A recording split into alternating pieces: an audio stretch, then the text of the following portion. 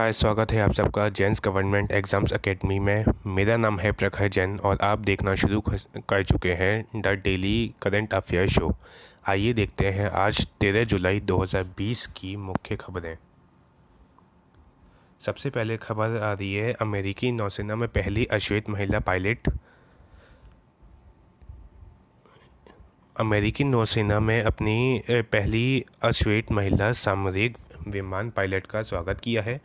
Lieutenant जे Madeline स्वीगल ने नौसैनिक उड़ान स्कूल पूरा कर लिया और जुलाई 2020 के अंत में उड़ान अधिकारी इंसिग्निया, जैसे रिंग्स ऑफ गोल्ड कहा जाता है, से नवाजा जाएगा। 1974 में रोजमेरी मेदिना, जो एक सामरिक लड़ाकू जेट उड़ाने वाली पहली महिला बनी के बाद स्वीगल की उपलब्धि 45 साल के अधिक समय के बाद आई है। अगली खबर है राजस्थान ने एक अभियान चलाया। दूध और उसके उत्पादों की शुद्धता सुनिश्चित करने के लिए राजस्थान में एक अभियान शुरू किया गया है। दूध और डेयरी उत्पादों के नमूने 8 से 14 जुलाई 2020 से प्योर फॉर श्योर के अभियान के तहत एकत्र किए जाएंगे। सभी खाद्य सुरक्षा अधिकारियों को सभी आवश्यक उपकरण और सेवाएं प्रदान की जा रही हैं। खाद्य सुरक्षा अधिकारियों द्वारा फसाई food safety and security authority of India app पर नमूनों से संबंधित जानकारी प्रदान की जाएगी। अगली खबर है कंपटीशन कमीशन ऑफ इंडिया ने प्रस्तावित सौदे को मंजूरी दी।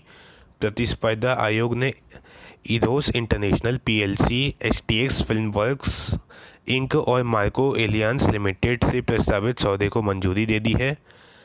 इरोस एक भारतीय मनोरंजन कंपनी है जो फिल्मों का सह निर्माण, वितरण और वितरण करती है। 2 चरण के लेन देन के तहत इस इरोस की एक अप्रत्यक्ष रूप से पूर्ण स्वामित्व वाली सहायक कंपनी एचटीएक्स में विलय हो जाएगी। अगली खबर है वैश्विक अर्थव्यवस्था 5.2% तक कम होगी। एक रिपोर्ट में कहा गया है कि वैश्विक अर्थव्यवस्था की 2020 में 5.2% तक कम होने की संभावना है।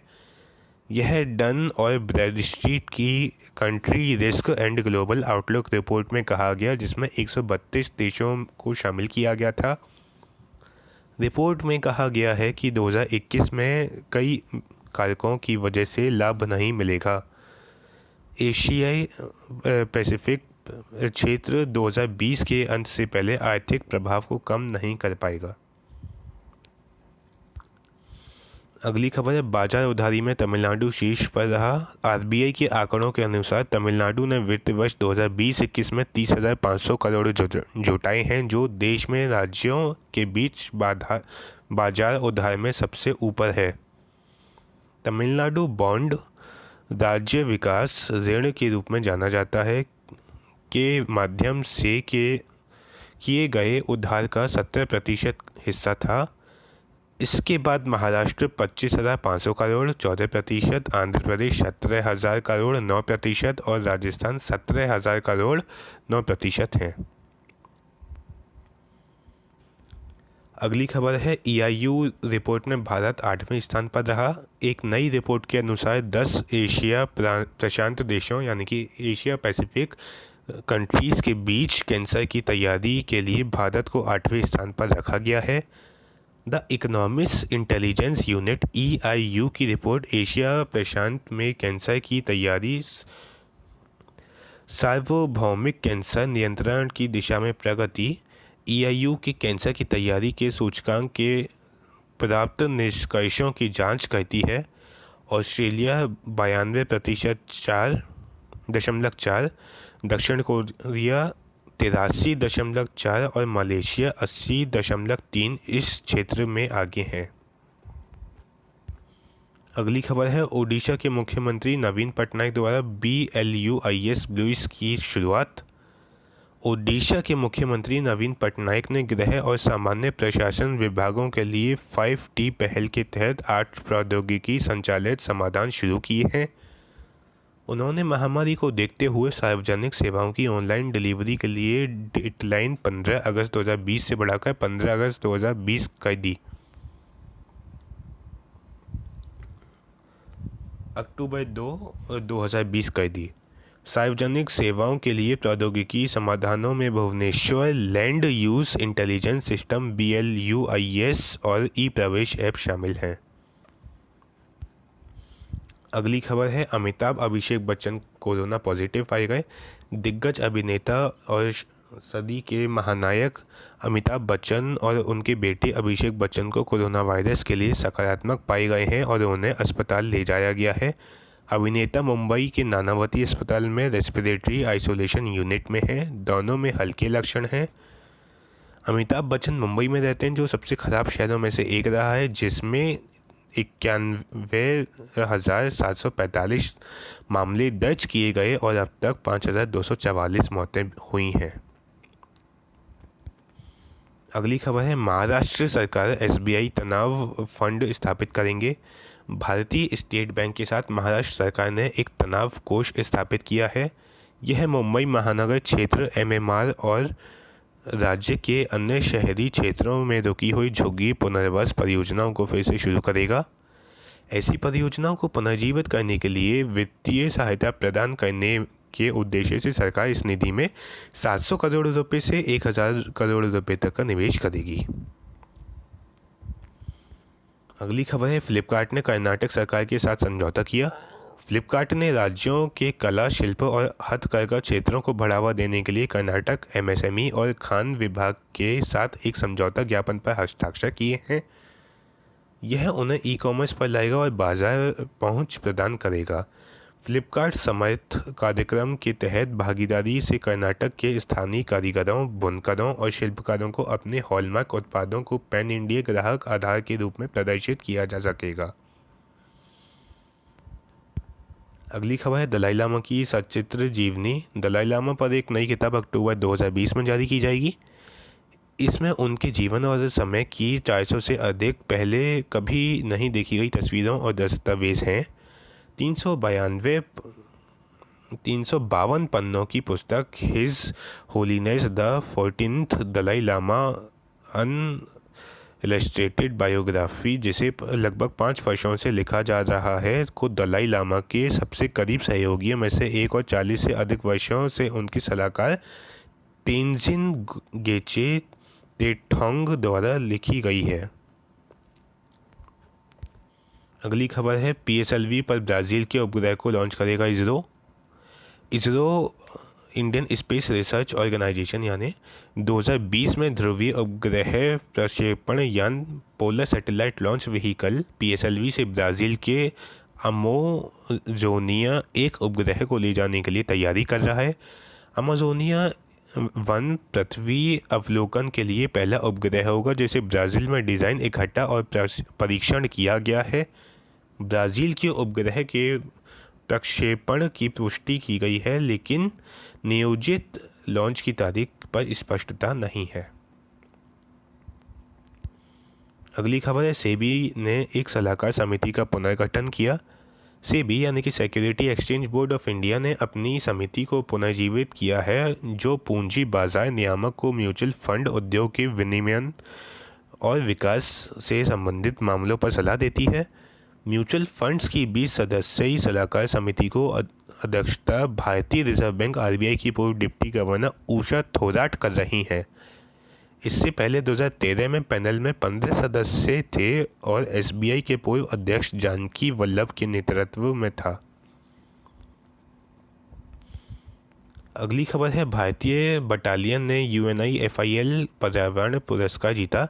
लेबनान में यूनाइटेड नेशंस अंतरिम बल यानी कि United Nations interim force in Lebanon के साथ तैनात एक भारतीय बटालियन ने एक पर्यावरण पुरस्कार जीता है। इसे एक ऐसी परियोजना के लिए सम्मानित किया गया है जिसका उद्देश्य अपशिष्ट उत्पादन को कम करना, प्लास्टिक का पुनः उपयोग करना, ग्रीन हाउस का निर्माण और खाद के गड्ढे बनाना है। यूनिफिल मिशन के हेड और force commander major general Stefano Del Colonel के यूनिफिल प्रमुख ने 7 मिशन संस्थाओं को वार्षिक पर्यावरण पुरस्कार दिया। अगली खबर है, IRDAI यानी कि insurance regulatory and development authority of India ने आरोग्य संजीवनी नीति की सीमा को संशोधित किया। IRDAI ने स्वास्थ्य और सामान्य बीमा कंपनियों को एक सर्कुलर जारी किया है जिसमें आरोग्य संजीवनी पॉलिसी के लिए न्यूनतम 50,000 रुपये की बीमा राशि और अधिकतम बीमित राशि 5 लाख रुपये से अधिक की पेशकश की गई है। वर्तमान में आरोग्य संजीवनी नीति न्यूनतम बीमा राशि का मूल स्वास्थ्य कवर 1 लाख रुपये और अधिकतम 5 लाख रुपये के साथ आता है। अगली खबर है एशियन डेवलपमेंट बैंक और एजुकेशन अबव ऑल फाउंडेशन ने एक समझौते पर हस्ताक्षर किए हैं। दोनों स्कूल न जाने वाले और जोखिम वाले बच्चों को गुणवत्ता प्राथमिक शिक्षा में लाने के लिए $1000 मिलियन की संयुक्त परियोजनाएं करेंगे। संगठन ये सुनिश्चित करने के लिए 10 देशों में परियोजनाओं को चालू करेंगे कि कम से कम 3,20,000 स्कूल न जाने वाले बच्चों को गुणवत्ता प्राथमिक शिक्षा के उनके अधिकार का एहसास हो। अगली खबर है वर्ल्ड हेल्थ ऑर्गेनाइजेशन ने एक स्वतंत्र समीक्षा शुरू की। WHO ने कोविड-19 कोरोना महामारी की अंतर्राष्ट्रीय प्रतिक्रिया की स्वतंत्र समीक्षा की घोषणा की है। पूर्व लाइब्रेरियाई राष्ट्रपति एलन जॉनसन, सरलीफ नोबेल शांति पुरस्कार विजेता और न्यूजीलैंड के पूर्व प्रधानमंत्री हेलेन क्लार्क समीक्षा का नेतृत्व करेंगे।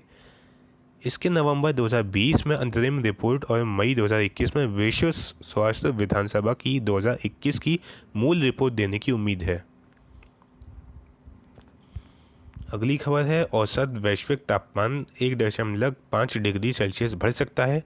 अगले 5 वर्षों के दौरान कम से कम 1 या अधिक महीने पूर्व औद्योगिक स्तरों की तुलना में 1.5 डिग्री सेल्सियस अधिक गर्म होंगे। यह विश्व मौसम विज्ञान संगठन वर्ल्ड मेट्रोलॉजिकल ऑर्गेनाइजेशन द्वारा चेतावनी दी गई है। पूर्व औद्योगिक समय के 1.5 डिग्री सेल्सियस तापमान को औसत तापमान मानते हैं। भारत सहित कई क्षेत्र अत्यधिक तापमान दर्ज करेंगे और आर्द्रता में वृद्धि होगी। अगली खबर है टी हब ने मीटी के साथ भागीदारी की। टी हब ने इलेक्ट्रॉनिक्स और सूचना प्रौद्योगिकी मंत्रालय यानी कि ministry of electronics and technology, information technology और डिजिटल इंडिया के साथ अपनी साझेदारी की घोषणा की है। टी हब पूरे भारत में हार्डवेयर और इंटरनेट ऑफ थिंग्स स्टार्टअप के लिए डिजिटल इंडिया के स्केल अप कार्यक्रम का नेतृत्व करेगा। मीटी और डिजिटल इंडिया का लक्ष्य स्टार्टअप्स को बड़े पैमाने पर अवसर प्रदान करना है और उन्हें उत्पाद, निवेश और नए बाजार पहुंच के रूप में तैयार करना है।